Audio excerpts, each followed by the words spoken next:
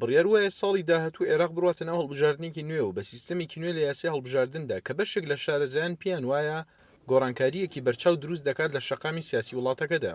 دوای ناسەقامگیریە سیاسیەکان و فشاری خۆپیشاندەرانی باشووری عێراق سیستەمێکی نوێ لە یاسای هەڵبژاردن داهاتە کایەوە کە ژماری بازنەکانی هەڵبژاردن لە 18ەوە زیاد دەکات بۆ 83 و بە مەشکاریگەریەکی ڕاستەوخۆ لەسەر باڵانسی سیاسی و هەژمونی پارتە سیاسیەکان لە هەڵبژاردندا دروست دەبێت. بەپێی سیستەمی نوێ هەولێر دەبێتە 4 بازنەی هەڵبژاردن کە ژماری کورسیەکانی 15 کورسیە و 4یان کۆتای خانمانن و بەسەر بازنەکاندا دابەش دەبن.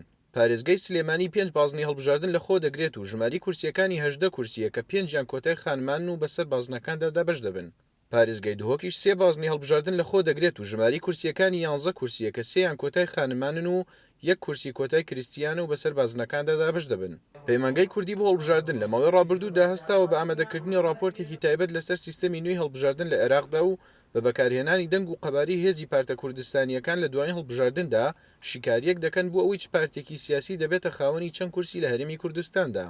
سیستمی هەڵبژاردن سیستمێکە لە خۆ داناندرێت بەڵکو لە جەوهەرا پرسێکی سیاسیە لەبەرەوەی کاریگەری هەیە لەسەر ئەنجامەکانی هەڵبژاردن.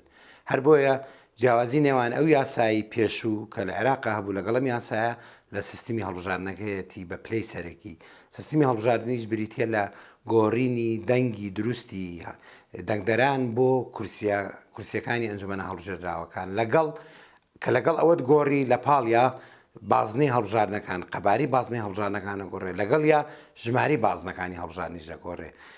بە پێشی کاریەکەی پەیمانگای کوردی بۆ هەڵبژاردن بێت گردەنگەکانی هەڵبژاردننی پێشوو لە هەرێمی کوردستان داوەربگیرێن و بە سیستەمی نوێی هەڵبژاردن خوێندنەوەیان بۆ بکرێت، ئەوە پارتی دیموکراتی کوردستان دەبێتە خاوەنی 18 کورسی، یەکێتی نیشتیمانی کوردستان دەبێتە خاوەنی 13 کورسی، بزوتنەوەی گۆڕان و جوڵانەوەی نوێ دەبنە خاوەنی 5 کورسی، کۆمەڵی ئیسلامی 2 کورسی و یەکگرتووی ئیسلامیش دەبێتە خاوەنی 1 کورسی. جۆرێک لە وەرچەرخانی گرنگی دروست کردەوەی کە نوێنەرەکان لەسەر ئاستی باڵی ناوچەکانی خۆیان بتوانن نوێنەری حەقیقی خۆیان بن یا کاندیدی حەقیقی خۆیان بن. ئەمە خاڵێکی زۆر ئیجابی.